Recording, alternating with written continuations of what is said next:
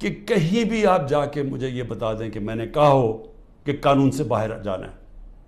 پرامن احتجاج، دھرنا کرنا، لانگ مارچ کرنا، جب تک وہ پرامن رہے، یہ ہمارا حق ہے، یہ میرا آئین، میری کانسٹیٹیوشن مجھے یہ حق دیتی ہے، اور یہ سب کو پاکستانیوں کو دیتی ہے۔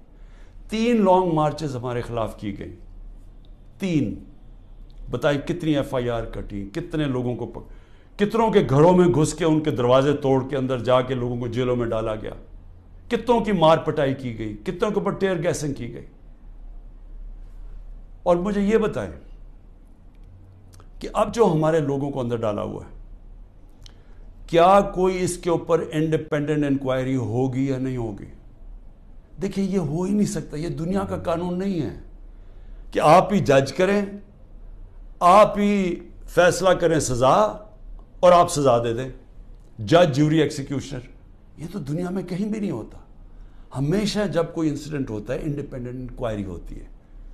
اور میں بار بار، میں جب سے جیل سے نکلا ہوں، میں نے چیف جسٹس کے سامنے مذمت کی، اور میں نے تب بھی کہا کہ یہ ہماری کبھی پالیسی نہیں رہی۔